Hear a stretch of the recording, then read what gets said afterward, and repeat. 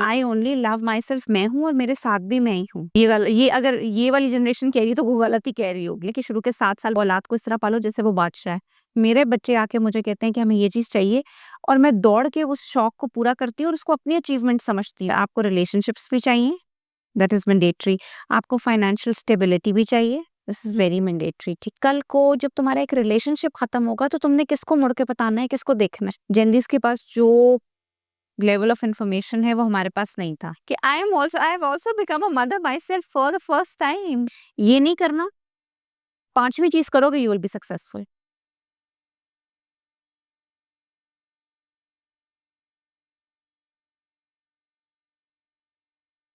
आपके लिए मैनिफेस्टेशन क्या है? अच्छा, मैनिफेस्टेशन इज़ समथिंग कि जो चीज़ आप अपने माइंड में सोचते हैं and you want to have it in the near future. Uh, बस आप ये मैनिफेस्ट करते हैं कि for example anything you want to achieve, anything you want to experience, anything, any phase in life, any person you want to meet, ठीक है? That is all manifestation.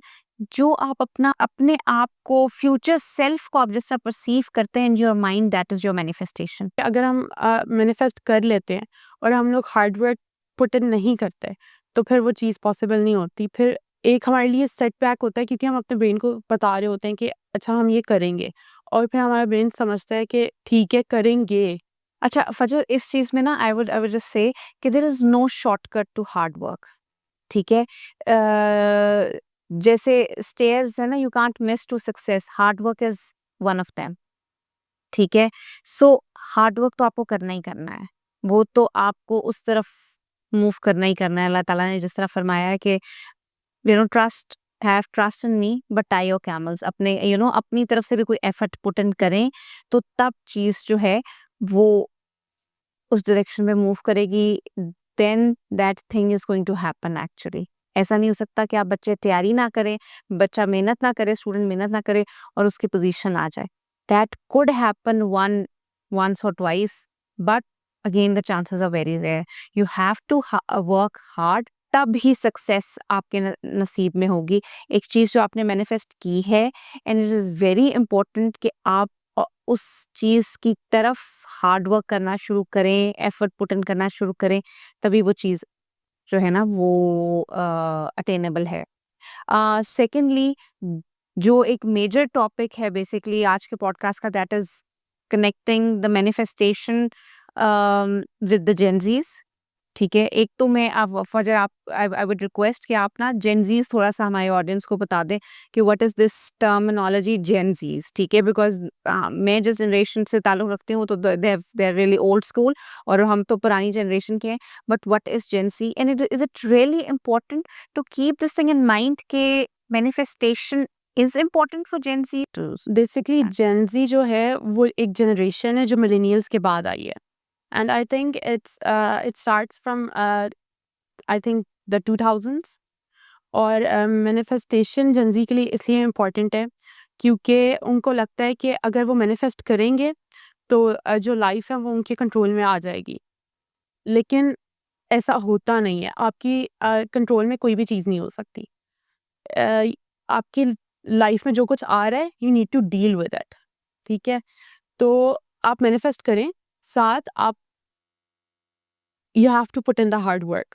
अच्छा फजर, मुझे ऐसा फ़ील होता है कि सक्सेस तब manifestation in the right direction, hard work in the right direction, ठीक है? और thing is that continuous effort, long term planning, this is very important. जो मेजर गोल और मेजर चैलेंज जो जेनज़ीज़ फेस कर रहे हैं, वो ये है कि they don't have patience like, देखिए सब्र अल्लाह ताला ने फरमाया मैं सब्र करने वालों के साथ हूँ। तो सब्र तो एक ऐसी खूबसूरत चीज़ है कि जिसका अल्लाह ताला ने कुरान पाक में जगह-जगह ज़िक्र फरमाया है, ठीक है? दिस इज़ वन थिंग जो बिकॉज़ हमें याद है, मुझे याद है कि अगर हमने कोई फ़रमाइश करनी होती थी अपने अब्बू से, अपने बुज़ुर्गों से, तो हमारे लिए एक बड़ी एक मुश्किल मरहला होता था। अभी भी रिसेंटली आई वेंट समवेयर और एक टीचर मुझे मिली तो उन्होंने कहा जी, एक बच्चे ने नरेट किया, स्टूडेंट, अब तो खैर he is doing a country level पे, कंट्री मैनेजर मतलब कंट्री हेड कहीं पर है माशाल्लाह। तो ही सेड कि मैम आपने कहा था कि प्रिंटर लेना है। तो वो प्रिंटर मैंने लिया, मुझे इतनी आदत पड़ गई कि ऑफिस में भी मैंने अपना प्रिंटर रखा हुआ है और कमरे में भी मैंने अपना प्रिंटर रखा हुआ है, और एकदम से मुझे भी नॉस्टैल्जिया हो गया, और मैंने कहा कि मैंने सोचा कि अब्बू से हमने कहना था कि अब हम यूनिवर्सिटी जा रहे हैं तो प्रिंटर लेके दें, और ये बात मनवानी इतनी मुश्किल थी अब्बू से कि अब्बू ने कहना था क्या ज़रूरत है अभी इस खर्चे की।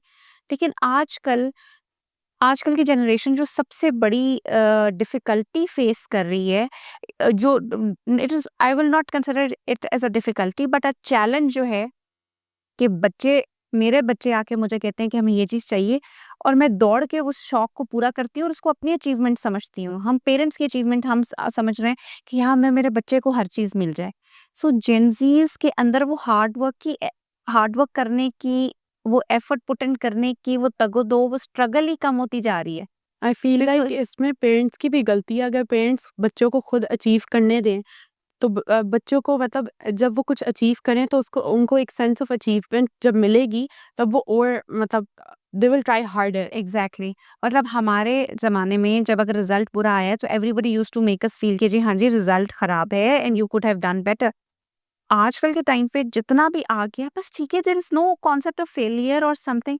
उससे क्या हो रहा है कि बच्चे को यही लग रहा है कि life is all good good. Hmm. जो आजकल का बच्चा, जो जेन ज़ी हम जिसकी बात कर रहे हैं, कि देयर इज़ नो मतलब life is all about good. तो फिर जब कोई रिलेशन खत्म हो जाता है, जब कोई पैसों की परेशानी आ जाती है, जब कोई एक्सीडेंट हो जाता है, how to deal with it? This is the biggest challenge जो जेन ज़ीज़ इस टाइम पे फेस कर रहे हैं, कि how to cope up with the challenges of life, because nobody is teaching them real life practices. That is the cause of depression. जब ये challenges आते हैं, तो वो फेस नहीं कर पाते और फिर it's a setback for them. अच्छा, फिर सिर्फ ये चीज़ नहीं होती है, हम आपकी ना एक स्पिरिचुअल कनेक्टिविटी भी रिक्वायरमेंट होती है, hmm. Because when you are talking about a complete human being, उसके अंदर आपको रिलेशनशिप्स भी चाहिए, दैट इज़ मैंडेटरी। आपको फाइनेंशियल स्टेबिलिटी भी चाहिए, दिस इज़ वेरी मैंडेटरी, ठीक है। आपको अल्लाह ताला के साथ स्पिरिचुअली कनेक्शन, या जो भी आपका रिलीजन है, व्हाटसोएवर रिलीजन, उसके साथ भी कनेक्टिविटी चाहिए। आपको खाना-पीना भी चाहिए, ठीक है? जो ये 3-4 आपकी ईगो, सेल्फ रिस्पेक्ट आपकी एक जगह मेंटेन हो, तो ये 4-5 चीज़ें ऐसी हैं which is very much mandatory for to complete a human being. अब आप देख लें फॉर एग्ज़ाम्पल कि आपके बहुत सारे दोस्त हैं, बट आप फाइनेंशियल स्टेबल नहीं हैं, तो आपके अंदर फ्रस्ट्रेशन रहेगी। इसी तरह आपके दोस्त भी बहुत सारे हैं, आप एक पार्टी लवर एनिमल हैं, ठीक है? और आप फाइनेंशियली भी बड़े अच्छे स्टेबल हैं, और आपको खाना-पीना भी मिल रहा है, आपकी ईगो भी यहाँ आई हुई है, बट आपका स्पिरिचुअली कनेक्शन नहीं है, तो इवन देन आपको खाली-खाली फील। सही है। जैसे बानो कुद्से ने बड़ी अच्छी बात की कि बेसिकली ये 4-5 चीज़ें जहाँ पर खत्म हो रही होती हैं, कभी-कभी ऐसा होता है कि फाइनेंशियल स्टेबिलिटी खत्म हो गई, आपके दोस्तों ने आपको सहारा दे दिया। एक चीज़ कम हो गई ना, दूसरी चीज़ बढ़ा दें तो बैलेंस आउट हो जाएगा ना आपका, बैलेंस आउट हो ठीक है? जाएगा। अच्छा, फॉर एग्ज़ाम्पल मेरे पास दोस्त भी खत्म हो गए हैं, मेरे पास फाइनेंशियल स्टेबिलिटी भी नहीं है, तो मैंने ऑटोमैटिकली अपना healing process, connectivity with my spirit, with the creator, उसके साथ मैंने अपनी कनेक्टिविटी इंक्रीज़ कर दी। तो ऑटोमैटिकली मेरा फिर से लीवर बराबर हो गया ना। हुँ। ठीक है। इसमें ये चीज़ भी होती है कि हमें अपने साथ खुश रहना सीखना चाहिए। This is very important, you are right. जो जेन ज़ीज़ हमारी बेसिकली आजकल का जो मेजर आप कह लें, जो चैलेंज फेस कर रहे हैं जेन ज़ीज़, कि एक तो वो बिल्कुल लोन वॉरियर बनते जा रहे हैं। I only love my self, मैं हूँ और मेरे साथ भी मैं ही हूँ, ठीक है? नहीं, वी नीड रिलेशनशिप्स। आजकल के ये जो कॉन्सेप्ट आ गया ना, हमें स्पेस चाहिए प्लीज़, मैं I want to be alone. It is required, चाहिए होता है, you need your own space, but again the importance of relationships, you can not actually eliminate that from your life. You need to have those relationships, ठीक है? हम Gen Zs को ये तो बता रहे हैं, आजकल के बच्चे ज़्यादा बेहतर कमा रहे हैं ना, पेरेंट्स बीमार होते हैं, उनको बहुत अच्छे हॉस्पिटल्स में लेके जा सकते हैं, बहुत अच्छी गाड़ियाँ चलाते हैं, मतलब यानी जनरेशन, जो नेक्स्ट जनरेशन है, वो बेसिकली बहुत अच्छे तरीके से अपने पेरेंट्स को लुक आफ्टर कर रही है, ज़्यादा बेहतर तरीके से। बट द थिंग इज़ कि किसी ने जेनज़ीज़ को ये नहीं बताया कि कल को जब तुम्हारा एक रिलेशनशिप खत्म होगा तो तुमने किसको मुड़ के बताना है, किसको देखना है। कल को जब तुम एक पेपर में फेल हो जाओगे तो तुमने मुड़ के किधर देखना है। कौन है तुम्हारा असल अच्छे और बुरे दोस्त का फ़र्क नहीं पता, जेनज़ीज़ को नहीं पता है। तो ये वो चीज़ें हैं जो कि बहुत इम्पोर्टेंट चीज़ें मेरे ख्याल से पेरेंट्स, क्योंकि उनका ज़्यादा एक्सपीरियंस होता है और उनको एक बॉन्ड बिल्ड करना आना चाहिए अपने बच्चों के साथ, और अगर वो ये बॉन्ड नहीं बिल्ड कर पाते, बच्चे उनसे दूर भागते हैं क्योंकि टीनेज होती है और उनको अपने फ्रेंड्स नज़र आ रहे होते हैं और वो उनके एज ग्रुप के होते हैं, वो उनको बेहतर समझ सकते हैं। तो उनको लगता है कि उनके फ्रेंड्स उनके लिए ज़्यादा बेहतर समझते हैं। बस और असल में दैट इज़ वो एक एज फैक्टर होता है एज, और आई थिंक मैं इस चीज़ को इस तरह रिलेट कर सकती हूँ कि मेरे दोनों बेटे जो है माशाल्लाह उसी एज में हैं। उस एज में बेसिकली जब हम भी थे तो हमें भी यही लगता था कि हमारे पेरेंट्स बहुत स्ट्रिक्ट हैं, हमारे पेरेंट्स बहुत गुस्से वाले हैं और हमारे पेरेंट्स ज़बरदस्ती एक चीज़ को ठूँस रहे हैं ना। बट आई थिंक वो जो फ़ेज़ है ना जेनज़ीज़ का, वो पेरेंट्स का एक इम्तिहान है। वो यही तो इम्तिहान है औलाद, जो अल्लाह ताला ने फरमाया कि औलाद तुम्हारे लिए इम्तिहान है। वो यही तो फ़ेज़ है जो इम्तिहान जिसको अल्लाह ताला ने फरमाया है कि वो इम्तिहान के उस बच्चे को इस तरह लेके चलना है कि वो बच्चा तुम्हारे से परेशान भी ना हो, तुम्हारे से उसका दिल भी खफ़ा ना हो, और बच्चे को भी अंडरस्टैंड करवाओ तुम, ठीक है? पेरेंट्स अंडरस्टैंड करवाएँ कि what is right and what is wrong, ठीक है? तो उसमें ज़रा पेरेंट्स का रोल डबल हो जाता है। जैसे सलीम ने फरमाया कि शुरू के 7 साल बच्चे को, औलाद को इस तरह पालो जैसे वो बादशाह है, और फिर अगले 7 साल दोबारा इस तरह पालो जैसे वो तुम्हारा गुलाम है। 14 सालों के बाद अगर तुमने उसकी तरबियत ठीक की हुई है, तो वो चीज़ सामने आ जाएगी, तुम्हें तुम्हारी तरबियत का फल मिल जाएगा, ठीक है? तो इट इज़ वेरी, एक जनरेशन रेस करना ये आसान बात नहीं है। मतलब इट इज़ नॉट, क्योंकि कल वही जनरेशन आपके बुढ़ापे का सहारा है, और आगे दुनिया के जो केयर टेकर हैं, जो हम जेनज़ीज़ की इतनी बात कर रहे हैं, इट इज़ बिकॉज़ के जेनज़ीज़ को क्यों इतनी इम्पोर्टेंस मिल रही है, बिकॉज़ आज से 15, 20, 25 सालों के बाद they are going to be the care taker of the world.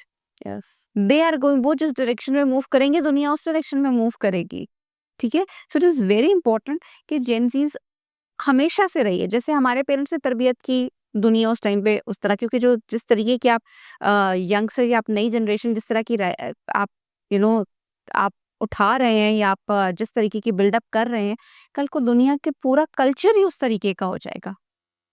I think generational gap slowly and gradually थोड़ा कम हुआ है, बिकॉज़ हम एज़ अ पेरेंट्स कम थोड़े से लीनिएंट हो गए हैं। हमने चीज़ों को अंडरस्टैंड करना शुरू कर दिया है। हमारे से पिछली जनरेशन थोड़ी-सी आप कह लें सख्त तबीयत थी। मुझे अभी भी अपने पेरेंट्स से कोई बात मनवानी हो, मुझे उनके सामने कोई अपना लॉजिक रखना हो, तो दिल से कि नहीं, ये अगर ये वाली जनरेशन कह रही है तो वो गलत ही कह रही होगी, ठीक है? But generational gap with the what I believe with the passage of time कम हुआ है जनरेशनल गैप, ठीक है? उसका फ़ायदा भी है और उसका नुकसान भी है।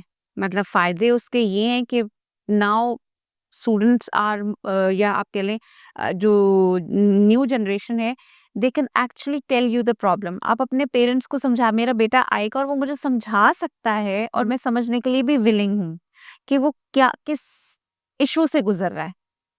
ठीक है?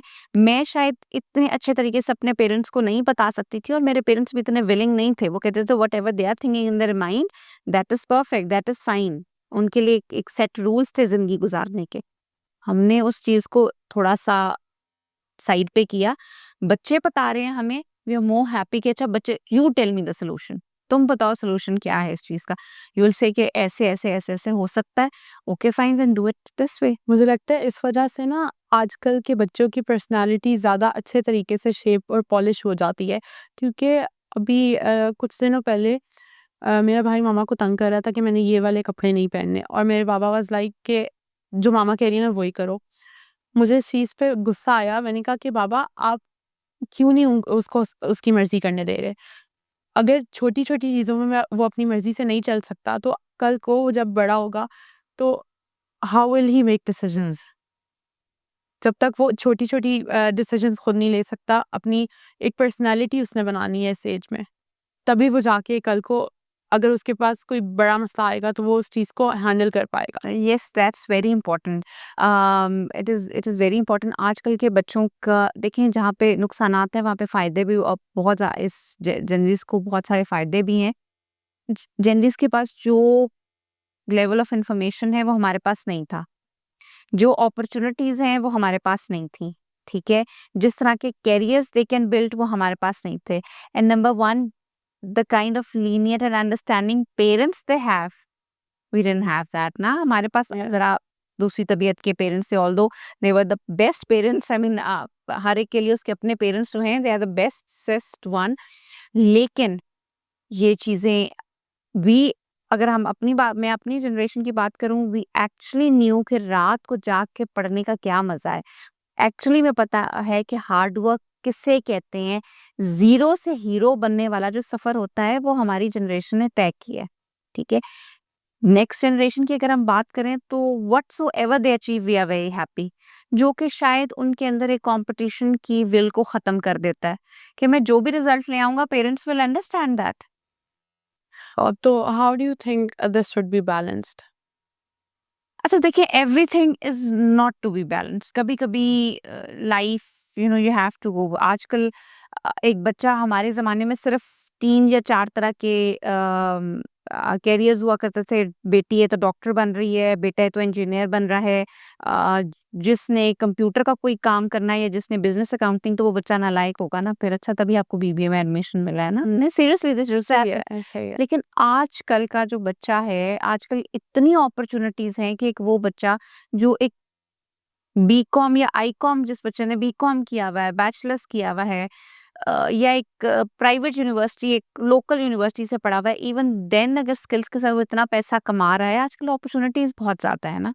तो I don't think so this needs to be balanced out, because everybody, आजकल के बच्चे, they are more sharp and they know how to actually figure out पानी ने अपना रास्ता कैसे बनाना है ना। बच्चों को पता है कि हम आर्मी में नहीं भी सिलेक्ट हो सकते तो कोई मरने जीने का मुकाम नहीं है, हम उतना ही अच्छा पैसा कहीं और कमा लेंगे। एक बच्चा जिसको पता है कि मैं सीएसएस नहीं क्वालिफाई कर सका हूँ, तो डजंट मैटर, मैं उतना ही पैसा बाहर कहीं कमा लूंगा, ठीक है। सो आई थिंक आजकल की अपॉर्चुनिटीज ज्यादा हैं। आजकल लोगों के पास financial, because both the parents are working, so वो फाइनेंशियल स्टेबिलिटी थोड़ी सी ज्यादा आ गई है।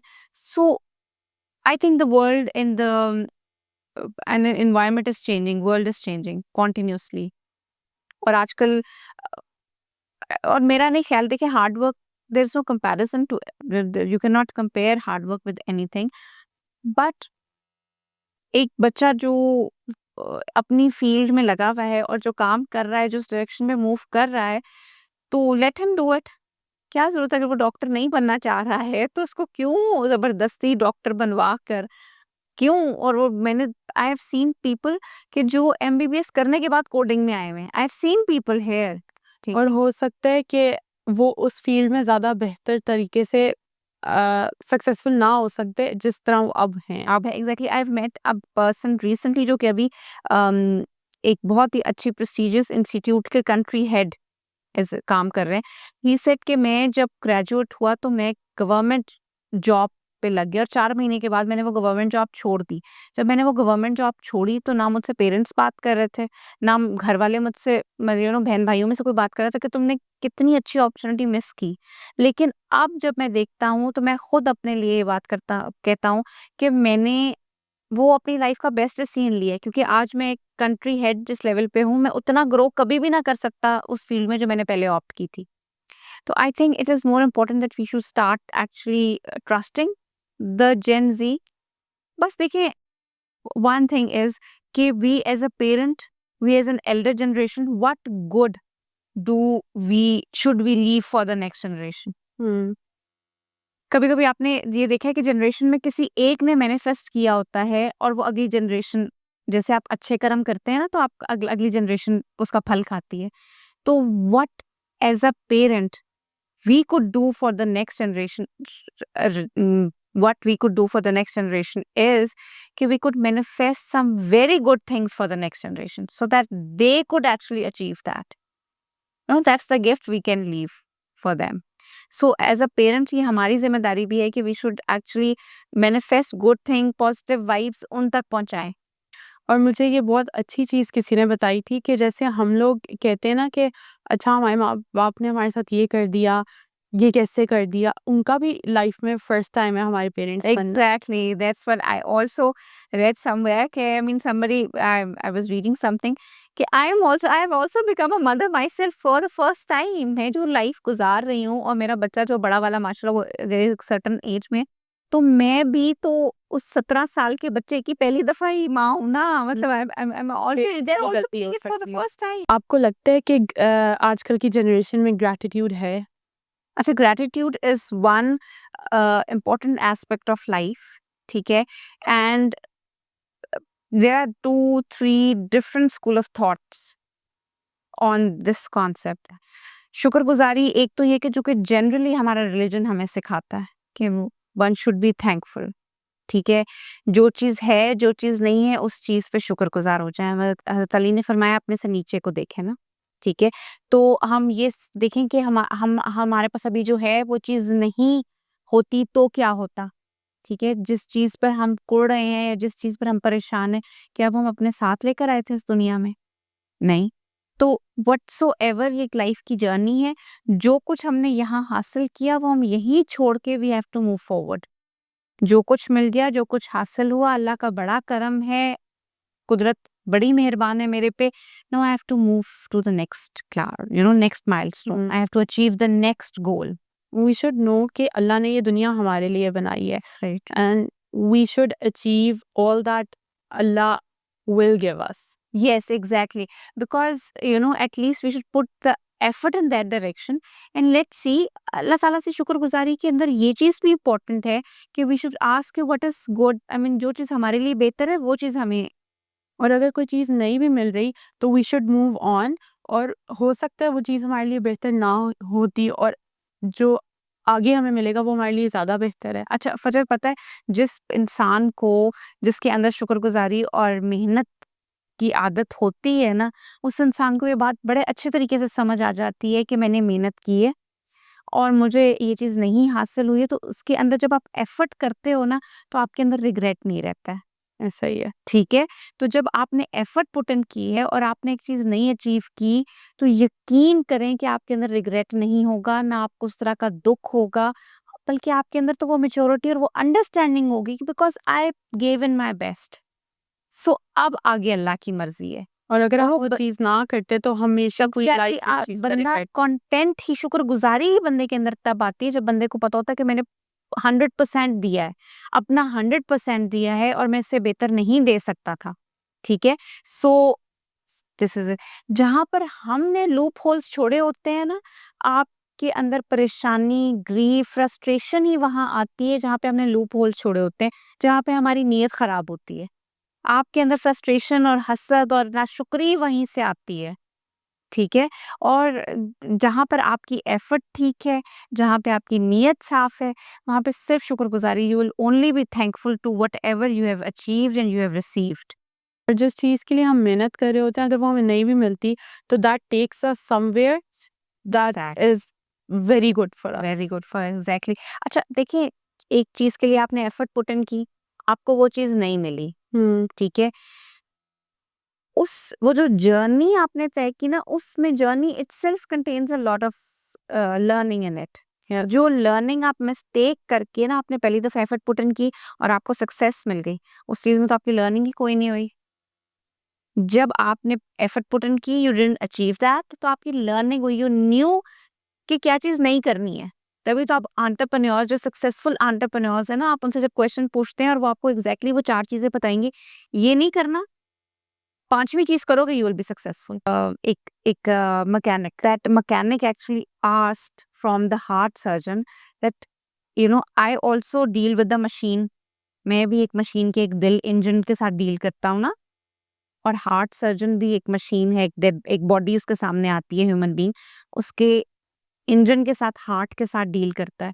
But why heart surgeon charges a lot? That heart surgeon says you keep working on the engine while keeping the machine alive. तुम गाड़ी को ठीक करते हो गाड़ी को बंद करके, मैंने उस पूरी मशीनरी को जिंदा भी रखना होता है और उसके इंजन के साथ डील भी करना होता है। सो व्हेन यू एक्चुअली ये जो एक्सपीरियंस है ना आपका, ये जो what not to do, actually यही आप this is what you charge for and this is actually going to pay you. ठीक है, सो आई थिंक जो कि हम इस टॉपिक को क्लोज करते हैं कि बेसिकली एक तो hard work that is very important ना। जैसे एक जगह मैंने पढ़ा कि 1980s में भी माचिस जो है आप चलाते थे तो आग ही जलती थी, और आज भी आप माचिस से आग ही जलेगी। देयर सर्टेन रूल्स ऑफ अपनी जिंदगी गुजारने के एक सेट रूल्स हैं। Hard work is very important. ऐसा नहीं हो सकता है कि आप कहें जी आजकल तो टेक्नोलॉजी का दौर है, एआई का दौर है, चैट जीपीटी का जो दौर है, वो सब कुछ आपका एक्सपीरियंस को हार्ड वर्क का लगता बस है डाउन नहीं कर वर्जन सकता। चेंज हो जाता है, लेकिन हार्ड वर्क वैसे एग्जैक्टली स्किल्ड तरीन बंदा जो है बेसिकली, आप कहते हैं जी मैं भी आज स्किल सीख लूँ तो इतना पैसे कमाना शुरू कर दूंगा। नो, जो बंदा ऑलरेडी 6 सालों से मार्केट में बैठा हुआ है आप उसके बराबर नहीं आ सकते हैं ना। उसकी एफर्ट है, उसका एक्सपीरियंस है, उसके फेल्ड प्रोजेक्ट्स हैं जो जिसका वो चार्ज कर रहा है बेसिकली। ठीक है, so hard work is very important, gratitude is very important, manifestation towards manifestation and then working toward that direction is very important. What message would you like to give the Gen Z? I think my general message would be for everyone. It is not just the young generation, but young generation is something we all have high hopes for. ठीक है, कल को उन्होंने basically they are going to actually the way they will live life, they are going to actually live the world. ठीक है, और world का एक कल्चर वैसा ही चेंज हो जाएगा। एक तो नंबर वन बात, to be a little more serious about life. I've been to a place recently as a guest speaker and the teacher was again and again asking कि seriousness का issue है Gen Zs के साथ. A little more seriousness is required, but that does not mean कि आप serious तो हो जाएं, आपके goals should be very clear. Life में जितनी कंफ्यूजन कम होगी और गोल्स की जितनी क्लैरिटी होगी, that is very important. Things should be in black and white, मतलब आइदर दिस साइड और आइदर दिस साइड। क्लटरिंग नहीं होनी चाहिए लाइफ में। And again hard work is basically, ये हम पढ़ते हैं hard work is the key to success, hard work is the key to success. Hard work is actually the staircase to success. You cannot just eliminate hard work. Hard work, there are times के hard work talent को भी overpower कर जाता है। ठीक है, talented लोग भी अगर hard work नहीं करेंगे तो वो पीछे रह जाएंगे। Hard work इतना ज़्यादा important है। ठीक है, and देखिए जब जिंदगी गुजारनी है तो why not to live your life to the fullest. आप enjoy करें, हर चीज अपनी जगह। रिलेशनशिप की importance of the relationship is very, it is very mandatory. लोग इस चीज को छोड़ देते हैं। आजकल जेंजीज बड़ा इशू जी इस चीज पे क्रिएट करते हैं, हमें अपनी स्पेस चाहिए। We don't like people. No human being is made on the fact that they are the social animals. We require each other.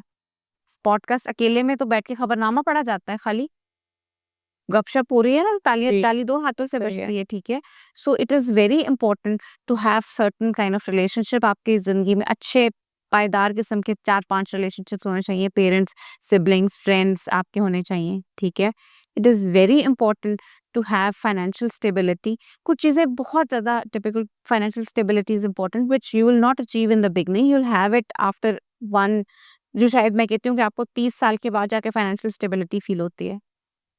You must have the next generation must have that connectivity with the your creator, whatsoever religion you belong. ठीक है, एक बंदा जिसका कोई दीन ईमान नहीं, हम कहते ना तुम्हारा तो कोई दीन ईमान ही नहीं है, एक मुहावरतन यूज करते हैं ना, it means he belongs nowhere. ठीक है, या हम बहुत दफ़ा लोगों को इस तरह भी कनेक्ट करते हैं, यार ये बंदा 5 वक़्त का नमाज़ी है ना, ये बंदा नमाज़ पढ़ता है तो ठीक होगा। Why? Because we believe his, हम उसकी वफ़ादारी देख रहे हैं ना कि किसी एक के साथ तो बड़ा अच्छा वफ़ादार है। ठीक है, so it is very important कि कुछ चीज़ें हैं वो बड़ी ज़रूरी हैं for to shape your life. SOPs वो नेक्स्ट जनरेशन के लिए भी उतनी ही इम्पोर्टेंट हैं, जितनी वो पुरानी जनरेशन के लिए थी। ठीक है, so I think if these few things are, वो टिक हैं आपकी लाइफ में, वो टिक्स हैं सारे, तो then it's going to be a happy life, it's going to be a fulfilling life, it's going to be a fulfilling journey. ठीक है, एंड अगेन जो कि जेनजीज जिसको बहुत वो कहते हैं life is nothing to be taken very seriously, यहाँ से बच के कोई भी नहीं निकला है दुनिया से, ठीक है? दुनिया से बच के ज़िंदा कोई नहीं निकलता है दुनिया से, ठीक है? But again it is a journey. We should try to make it very neat and clean and a happy journey. ये मेरी Gen Zs के लिए एक मैसेज है। Thank you for watching Greycast. Stay tuned for more. Embrace the Grey.